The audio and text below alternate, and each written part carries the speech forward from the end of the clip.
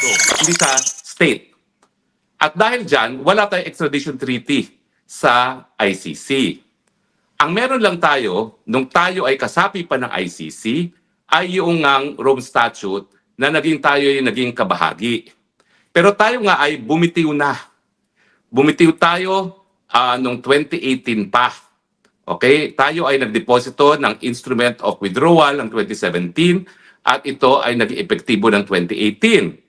So ibig sabihin, yung obligasyon natin na makipagtulungan sa hukuman na ICC, pati yung Service of Warrant of Arrest, ay natapos na noong 2018. Heto nga mga kapatid, lilinawin lang ho ni Ispok Sari Roque na hindi na po talaga tayo kasapi dyan sa ICC at ang ginawa lang talaga ni Marcos Jr. sa ating Pangulong Duterte ay papuntahin ho o ikulong dyan sa The Hague, Netherlands para nga naman ho, katulad ho ng panggigipit nila ngayon sa kanyang kaalyado, nagtuloy-tuloy ho. Hindi lang ho yan, isipin nyo ho, pati yung Dolomite Beach, lahat ho ng mga naging proyekto ginawa ni Pangulong Duterte para sa ating bayan, binabalikan ho nila para nga naman pag makasuhan ho siya dito sa ating bansa, wala ho siyang magawa dahil ho nakakulong siya sa ICC. 2018 pa lamang ho mga ka-update, nakakalas na ho tayo dyan. Aprobado na ho, epektibo na ho yan. Kaya wala hong karapatan yung ICC na husgahan si Pangulong Duterte dahil mismo sa Pilipinas may jurisdiction na ho tayo. Kaya mga update, huwag na ho nating pahabain itong ating intro. Linawin na lang po natin mga ka-update na wala na ho talagang karapatan ang ICC kay Pangulong Duterte. Kaya kung bago lang ho kayo sa ating channel mga ka-update, isang like, isang share, isang subscribe lamang ho. Napakalaking tulong na ho niyan. Ay, magandang umaga po sa inyong lahat. Well, ngayong araw po, naglabas ang Korte Suprema ng tinatawag na bagong rules on extradition. Now, anong nakasaad dyan sa rules na yan? No? At ito ba ay po pwedeng gamitin sa kaso ni Tatay Digong? Well, una-una, nais ko pong linawin na ang extradition po ay isang political na desisyon. Dahil, unang-una, ito po ay sakop ng isang tratado. At ito po ay pwede lamang ma-apply kung meron talaga tayong extradition treaty doon sa bansa na humihingi sa pagkatao ng isang nasasakdal sa kanilang hukuman. So ito po, dahil ito ay treaty-based, ito po ay isang political na proseso at ito po ay sakop ng international law. In fact, may dalawang prinsipyo po na dapat masunod para maging epektibo ang isang tratado ng extradition.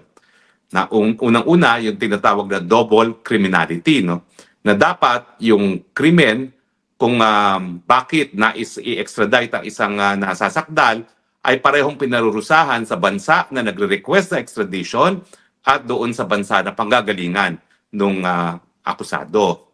Pangalawa, hindi dapat sakop ang mga political crimes gaya ng krimen na hinaharap ko. Sinasabi nila, ito daw ay non-bailable human trafficking, pero sa katotohanan, kung titignan mo, dahil wala naman talagang ebidensya yung human trafficking, politika talaga ang dahilan dyan.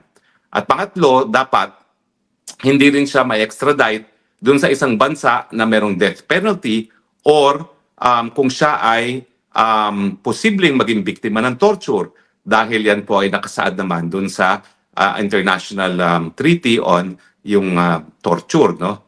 Now, dahil yan po isang bagay na governed by international law at dahil yan po ay nakasalalay kung meron ng tratado doon sa panig ng Pilipinas at bansa na nais makakuha ng pagkatao ng isang akusado, ito po ay pinapatupad ng ehekutibo. Now, dahil ito po ay pinapatupad ng ehekutibo, ang ehekutibo nung panahon na si Marcos ay merong legislative powers, nung siya ay diktador at siya rin ang gumagawa ng batas, siya ang nag-issue ng PD 1069 na siyang batas na umiiral sa lahat ng extradition cases. At itong batas na ito ay nagbibigay kung ano yung proseso. Ang proseso ay, unang-una dapat meron nga tayong tratado. Pangalawa, ang request for extradition ay papadala sa DFA. Ang DFA in turn, kapag sa tingin niya may basihan, ipadadala sa DOJ. At ang DOJ ang mag-aaral kung sakop nga siya nung tratado sa panig ng Pilipinas at ng bansa na humihingi. Kung siya ay sakop, maghahain at maghahain pa rin ang petisyon sa hukuman. At hukuman ngayon ang magdedesisyon kung dapat nga bang ma-extradite itong taong ito doon sa nagre-request na state. Ibig sabihin, bagamat ang Supreme Court ay gumawa ng quote-unquote new rules on extradition, yung batas na nagsasabi kung ano talaga ang proseso ay 1977 pa in effect. So ang kasagutan ko po, sakop po ng new rules yung nangyari kay Tatay Digong at yung posibleng gawin kay Senator Bato at saka kay Senator Go dahil yung batas naman po na nagsasabi na tanging hukuman lang ang pwedeng magdesisyon sa kaso ng extradition, bagamat ito ay ipapatupad ng ehekutibo bilang tagapagpatupad ng mga batas, ay nakasaad na sa isang 1977 na batas. Now, kung titignan nyo po, wala namang bago talaga dito sa new rules na linabas ng Supreme Court. Ganon din po ang proseso. Kinakailangan ang magsampa ng petisyon para sa extradition sa hukuman, sa Regional Trial Court. Pangalawa, kinakailangan yung hukuman magdedetermine na merong probable cause para dun sa krimen na nasasakdal ang isang tao na ninanais na ma-extradite.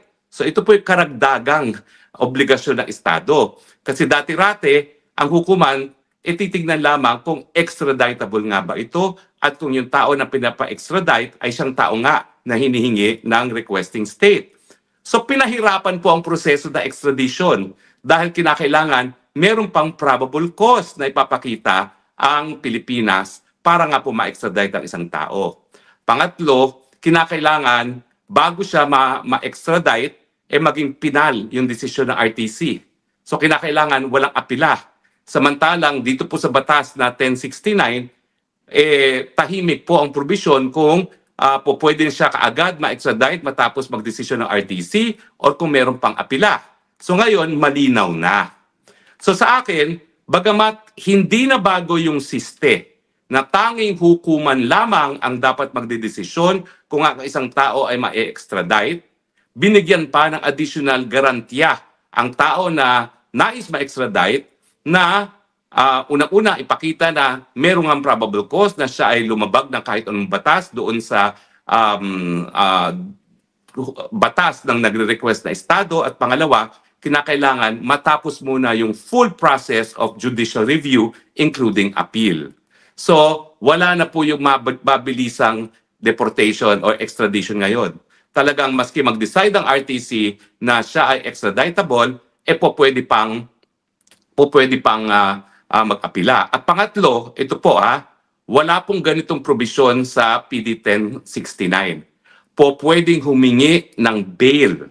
Pwedeng magkaroon ng panandaliang kalayaan ang tao na subject to deportation na dati-rate wala pong ganyang karapatan.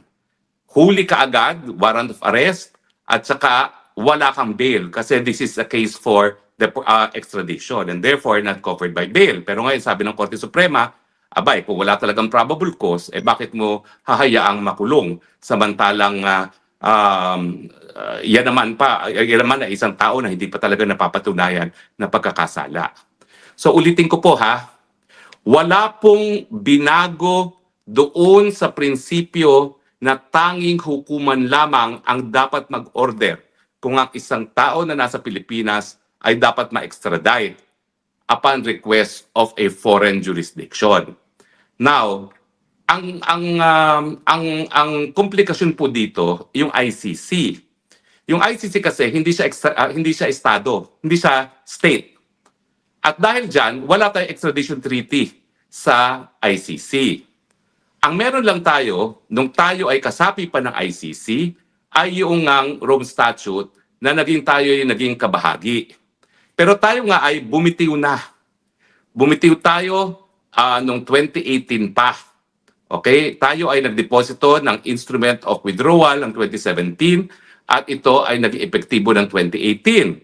So ibig sabihin, yung obligasyon natin na makipagtulungan sa hukuman na ICC, pati yung service of warrant of arrest, ay natapos na noong 2018. So kung sila ay pupunta at dudulog ngayon sa hukuman, let's say dahil sa warrant of arrest ni Bato o kaya Kibongo, hinding-hindi na kakatigan yan ng RTC dahil wala na tayong obligasyon na makipagtulungan. At dahil nga doon sa konsepto na tayo isang soberenyang bansa, yung ating obligasyon na makipagtulungan hanggang 2018 lamang. Dahil ang sabi naman talaga ng Rome Statute, yung katungkulan natin na makipagtulungan ay sa loob lamang ng 1 taon matapos ang ating deposit of instrument of ratification. So ibig sabihin ngayon, dito sa new rules din malinaw na malinaw po at yan naman po ay nakasaad din sa ating sasaligang batas, no? Na ang warrant of arrest na po pwede lamang ipatupad dito sa ating bayan ay warrant of arrest na inisyu ng lokal na hukuman. Pag ito ay pursuant to an extradition case, hindi mo mapapatupad dito ang warrant of arrest ng isang hukuman na dayuhan, kasama na dyan ng ICC. Kinakailangan talaga magkaroon ng lokal na warrant of arrest para mahuli ang isang tao. So yung ginawa talaga nila kay Tatay Digong ay maling-mali. Unang-una, yung warrant of arrest ng ICC, hindi yan immediately executory sa Pilipinas.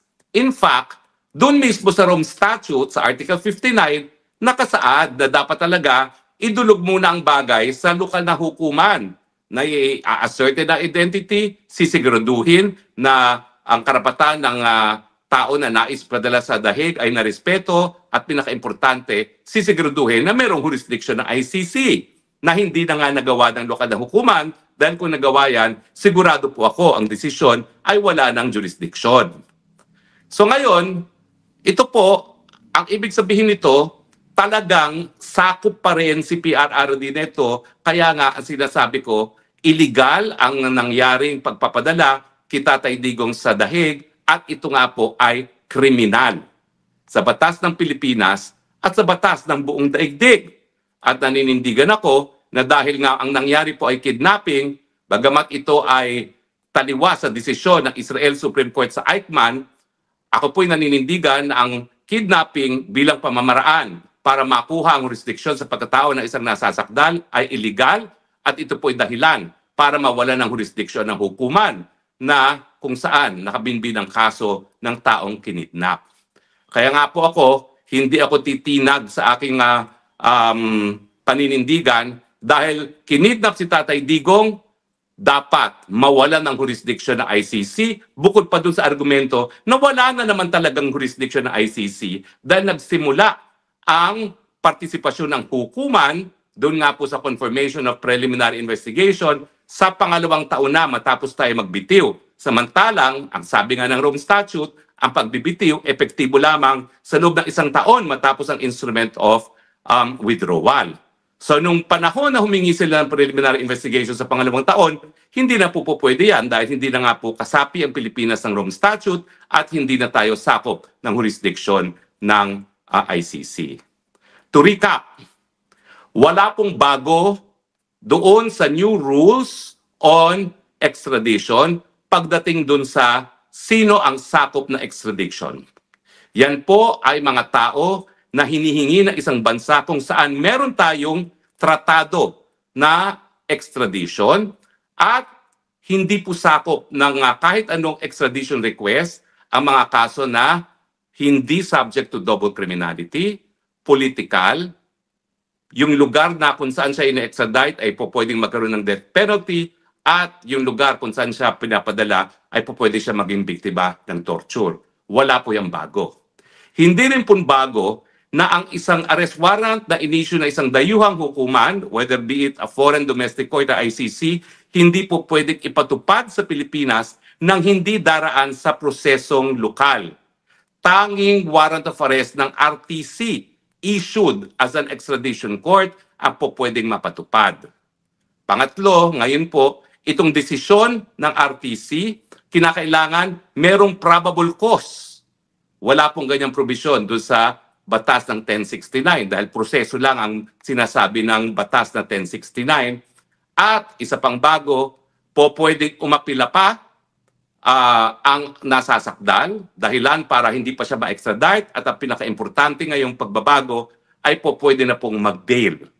Hindi dati na walang karapatan na magkaroon ng panandaliang pagkalayaan ang isang nasasakdal habang hindi po siya nagiging o nadidetermine to be a flight risk. Ergo, ang aking konklusyon, itong bagong rules po ay lalo pang pinangangalagaan ang karapatan ng tao na nais mapa-extradite ng isang dayuhang bansa. Dahil nga pinangangalagaan ang kanyang karapatan ng kalayaan by insisting on probable cause and by clarifying once and for all na tanging hukumon lang ang pwede magdesisyon sa kung pwede bang i-extradite ang isang tao na nasa Pilipinas. Ang mensahe ng Korte Suprema, Boying Remulla, mali ka nung sinabi mo na yung Article 59 Judicial Determination ay DOJ. Gaya ng lengguwahe ng Rome Statute na judicial organ ang dapat magdesisyon kung dapat bang ipadala sa dahig ang isang nasasakdal, ang dapat na nagdesisyon, hindi ikaw, hindi si Torre, hindi iyong kapatid, hindi si Bangag Jr., kung hindi ang Korting Pilipino. Marami siguro nang sabi, too late the hero. Hindi po. Kasi gaya na aking sinabi, wala naman pong bago dyan sa rules na yan kung hindi binigyan ng klarifikasyon ng hukuman na tanging hukuman lang ang pwede magpa-aresto at ang taong i-extradite ay dapat lang maaresto sa pamamagitan ng Pilipinong warrant of arrest. Pero yung katunayan na bagamat ang extradition ay isang political na bagay dahil yan po ay pinagkasunduan ng dalawang bansa, yung proseso ay dapat dumadaan pa rin sa hudikatura. Ang mensahe ng Korte Suprema, gaya ng sinabi ni retired Justice Adolf Ascuna, maling-mali po ang ginawa niyo kay Tatay Digong, dapat yang pinadaan sa hukumang Pilipino bago siya pinadala sa dahig, at dahil hindi po nagawa yung ganyang proseso, siya po'y nakidnap. Ang aking paninindigan, yan po ay sapat na dahilan para mawalan ng jurisdiction ng ICC, at ang aking legal basis po ay ang karapatang pantao, the right to due process ng lahat na nasasakdal, nasakop po ng Universal Declaration of Human Rights at ang European Convention on Human Rights, at pangalawa, ang decision po ng Ibrahim versus Minister kung saan ang South Africa Constitutional Court sa isang kaso kung saan ang isang opisyal ng apartheid regime ay kinidnap sa karating na bansa ng South Africa, dinala sa South Africa para litisin, ang sabi ng Constitutional Court, dapat ma-dismiss ang kasong yan dahil hindi po pwedeng iwasto ang pagkakamali na apartheid sa pamamagitan na isa na namang pagkakamali, ang kidnapping. Malinaw po ang mensahe, dapat dahil kinidnap si Tatay Digong, mawalan ng jurisdiksyon ang ICC at ibalik na sa lalong mabilis na panahon si Tatay Digong. Maraming salamat po sa inyong patuloy na pagtangkilik. Hanggang sa muli po, ito inyong spokes ng bayan, Harry Roque, nagsasabi, I love you, Philippines. You're the only country that I have. You're the only country that I love. God bless the Philippines.